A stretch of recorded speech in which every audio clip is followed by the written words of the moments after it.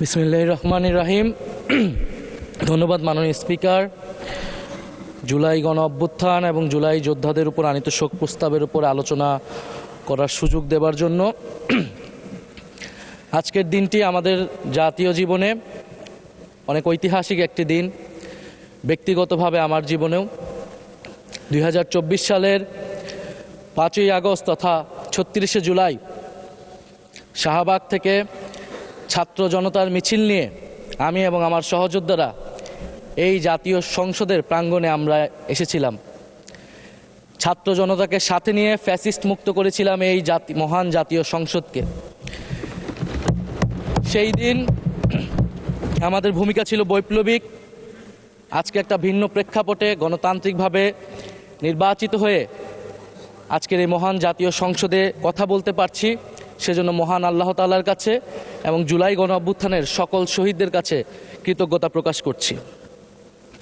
মাননীয় স্পিকার, হাজারো শহীদের রক্ত মানানো আর অসংখ্য আহত পঙ্গু দেশপ্রেমিকের সর্বস্ব ত্যাগ করা মহান গণ অভ্যুত্থানের ফসল এই সংসদের অভিভাবক হিসেবে নির্বাচিত হয়ে আপনাকে অভিনন্দন জানাচ্ছি। মাননীয় সংসদ নেতা, মাননীয় বিরোধী দলীয় নেতা এবং মাননীয় বিরোধী দলীয় উপনেতা এবং সকল মাননীয় সংসদ সদস্যদেরও অভিনন্দন জানাই। আমি শ্রদ্ধার সাথে স্মরণ করছি আমার সেই ভাই বোনদের যারা নিজের বুক বুলেটের সামনে উন্মুক্ত করে দিয়ে আমাদের আবারও স্বাধীন করে নিজেরা স্মৃতি হয়ে গিয়েছেন। আমরা তাদের শাহাদাত কবুলের জন্য মহান আল্লাহর কাছে দোয়া করছি। একই সাথে আহত ও পঙ্গু জুলাই যোদ্ধা ভাই বোনদের প্রতি আমার সবটুকু আবেগ, শ্রদ্ধা আর ভালোবাসা দিয়ে কৃতজ্ঞতা জানাচ্ছি। তাদের সুস্থতা কামনা করছি। তাদের অমূল্য জীবন, রক্ত আর অপরিসীম ত্যাগের ফলে আমরা আজ সংসদ সদস্য। 24-এর গণ অভ্যুত্থানের বৈষম্য বিরোধী ছাত্র আন্দোলনের নেতৃত্বে অংশ নিয়েছিল ছাত্র, শ্রমিক, কৃষক, শিক্ষক, অভিভাবক, সাংস্কৃতিক কর্মী, আলেম সমাজ, তরুণ সেনা অফিসার ও সৈনিকগণ ও প্রবাসী বাংলাদেশি ভাই ও বোনেরা। অভ্যুত্থানে গুরুত্বপূর্ণ ভূমিকা রেখেছে আমাদের নারী সমাজ, সামনে থেকে নেতৃত্ব দিয়েছে ও নির্যাতিত হয়েছে। আন্দোলনে প্রাইভেট বিশ্ববিদ্যালয়, মাদ্রাসা ও স্কুল কলেজের ছাত্রছাত্রীদের ভূমিকা ছিল তাৎপর্যপূর্ণ। গণ অভ্যুত্থানে ভ্যানগার্ডের ভূমিকা ছিল ফ্যাসিবাদ বিরোধী রাজনৈতিক দলের নেতাকর্মীরা। স্মরণ করছি ছাত্রদল, ছাত্র শিবির, ছাত্র শক্তি, ছাত্র অধিকার পরিষদ এবং বিভিন্ন ইসলামপন্থী ও বামপন্থী ছাত্রকর্মীদের যারা সাহসিকতার সাথে লড়াই করেছিল বৈষম্য বিরোধী ছাত্র আন্দোলনে। মাননীয় স্পিকার, 24 মানে কেবল 24 না, এর পিছনে রয়েছে বিশাল প্রেক্ষাপট।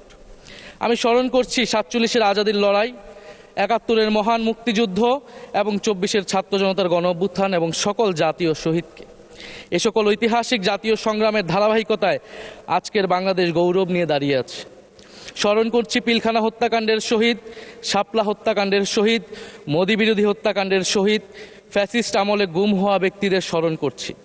18 সালের কোটা সংস্কার আন্দোলন ও নিরাপদ সড়ক আন্দোলনে ছাত্র কিশোরদের অকুতোভয় সাহসকে স্মরণ করছি। স্মরণ করছি আমাদের ভাই শরীফ ওসমান হাদি, যিনি তার সাহসিকতার মাধ্যমে বাংলাদেশকে একটি ইনসাফ ভিত্তিক বাংলাদেশ হিসেবে গড়ে তুলতে চেয়েছিলেন। তিনি আর আমাদের সাথে নাই। আমরা ওসমান হাদি ভাইকে স্মরণ করছি। শহীদ আবরার ফাহাদ ও শহীদ ফেলানী খাতুনকে স্মরণ করছি, যারা ভারতীয় আধিপত্যবাদের বিরুদ্ধে লড়াই করে বাংলাদেশকে আজকের এই জায়গায় নিয়ে এসেছে। 24-এর ছাত্র জনতার গণ অভ্যুত্থানে মাঠের নেতৃত্বের একেবারে সামনে থাকার কারণে আজকের দিনটি আমার জন্য একই সাথে আবেগের, কষ্টের ও আনন্দের। আমাদের সংগ্রামের সাথেই শহীদ আবু সাইদ, শহীদ মুগ্ধ, শহীদ ওয়াসিব, 4 বছরের শিশু আহাদ, 6 বছরের শিশু রিয়া গোপ সহ প্রায় 150 শিশু শহীদ। মাননীয় স্পিকার, পুলিশের এপিসি থেকে ফেলে দেওয়া শহীদ ইয়ামিন, সাভারের আশুলিয়ায় ভ্যানের উপরে জীবন্ত অবস্থায় আগুনে পুড়িয়ে মারা কিশোর শহীদ সজল সহ অগণিত মানুষের স্মৃতি আমাকে প্রচণ্ডভাবে নাড়া দিচ্ছে। মাননীয় স্পিকার,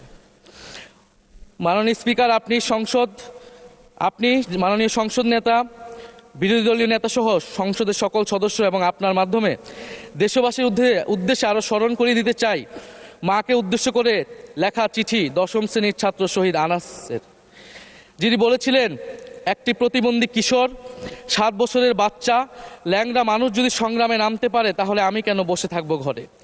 একদিন তো মরতেই হবে, তাই মৃত্যুর ভয় করে স্বার্থপরের মতো ঘরে বসে না থেকে সংগ্রামে নেমে গুলি খেয়ে বীরের মতো মৃত্যু অধিক শ্রেষ্ঠ। যে অন্যের জন্য নিজের জীবন বিলিয়ে দেয় সেই প্রকৃত মানুষ।